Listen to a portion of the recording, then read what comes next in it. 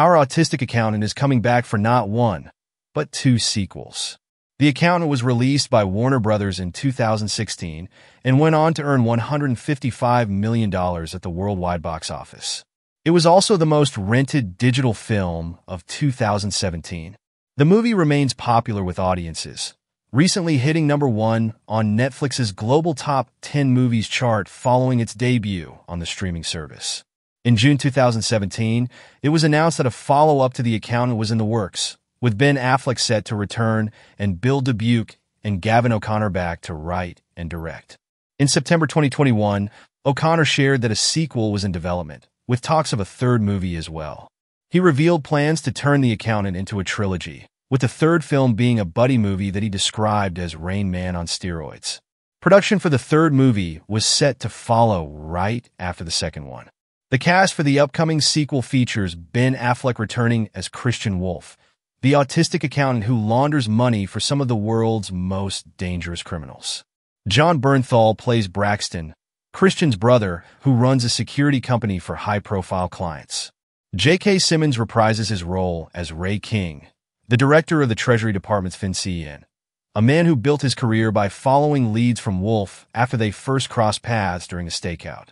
Cynthia Adai Robinson joins as Mary Beth Medina, a young Treasury agent on a mission to uncover the accountant's true identity.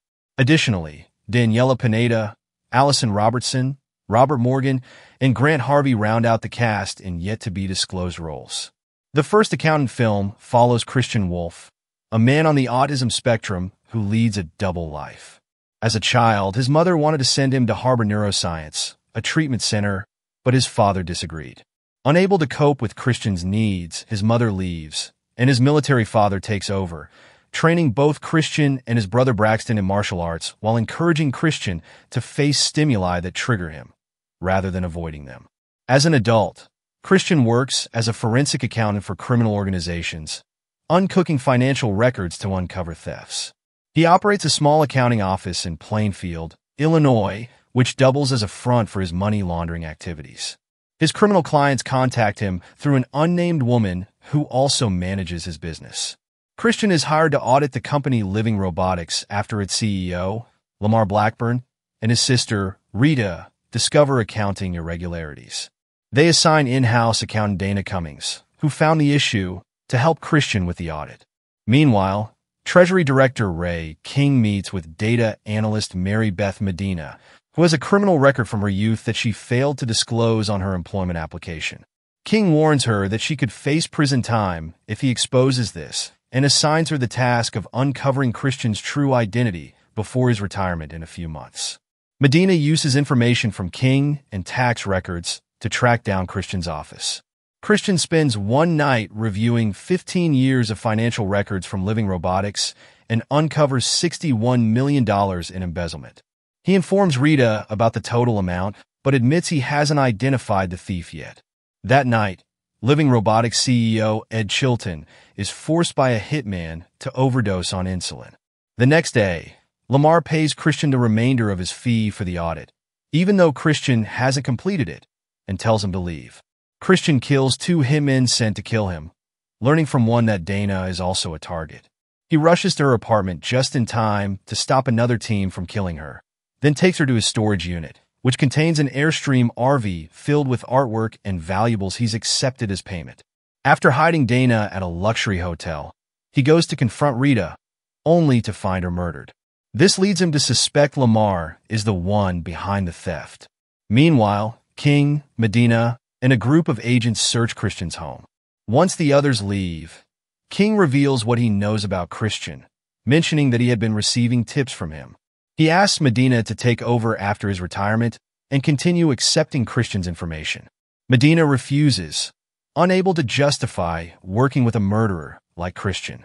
The phone in the empty house rings, and Medina answers, receiving a tip from Christian's partner about Living Robotics. Christian then heads to Lamar's mansion, where a group of hitmen are waiting. He fights his way in, but is shocked to find his brother, Braxton, protecting Lamar. The brothers fight, but ultimately reconcile when Lamar tries to justify his actions. Christian kills him and, before leaving, arranges to meet Braxton in a week. Another set of parents visit Harbor Neuroscience. They meet Justine, the daughter of the clinic's director, who is revealed to be Christian's partner. Medina accepts her new role as Christian's contact and speaks at a press conference on the Treasury's investigation into living robotics. Dana receives a framed copy of Dogs Playing Poker, but discovers an original Jackson Pollock painting hidden underneath it. In the final scene, Christian is shown driving on a country road with his Airstream in tow, suggesting his life continues to move forward despite all the chaos. Now, the story for The Accountant 2 is set to dive deeper into the relationship between Christian and his long-lost brother Braxton Wolfe, as O'Connor has confirmed the sequel is just the beginning, with a third movie planned to complete the trilogy. This means Christian Wolfe's story won't end with The Accountant 2. What's still unclear is who the main antagonist will be, or how the events from the first film's ending will play into the sequel storyline. However, it's likely that ongoing conspiracies surrounding living robotics and Harbor Neuroscience will continue to factor into the plot in Christian's already complex world. One thing I really love about The Accountant is how important the three paintings are to the story. They're not just random background props. Each one actually symbolizes something deeper. They represent his complex, brilliant mind and add to the movie's theme of a man navigating a dangerous world with a sharp, intricate mind. They give us a glimpse into his inner world and help us understand him more, while also showing the kind of life he's living. Renoir's woman with a parasol and small child on a sunlit hillside plays a significant role in The Accountant, embodying the Impressionist style by capturing fleeting moments and light, which contrasts sharply with Christian Wolfe's violent and rigid world. The mother and child in the painting represent warmth and nurturing, something Christian lacked due to his emotionally absent mother, who left him to be raised by a strict father. Hanging the painting outside his weapons room symbolizes the tension in his life and his strained relationship with his mom. By selling the piece at the end of the film, Christian symbolically closes a painful chapter of his past. Similarly, Dogs Playing Poker, A Friend in Need by Cassius Coolidge adds a layer of irony to the film. While Dana's family dismisses the kitschy painting, Christian appreciates its incongruity. The dog's betting fits his own life of structure mixed with chaos. This piece also plays a personal role in Christian's relationship with Dana, symbolizing both irony and sentimentality, and later conceals Jackson Pollock's freeform, another piece tied to Christian's emotional journey. Pollock's freeform, the most valuable painting in the film, mirrors Christian's life, a mix of rigid control and unpredictable bursts of emotion. Its chaotic abstract style represents his inner conflict, and it's the one painting Christian refuses to sell, giving it instead to Dana, the person who understands him best. Well, that's it. Let me know what you think in the comments below, and don't forget to subscribe for more updates on this and other exciting upcoming movies. We'll see you next time.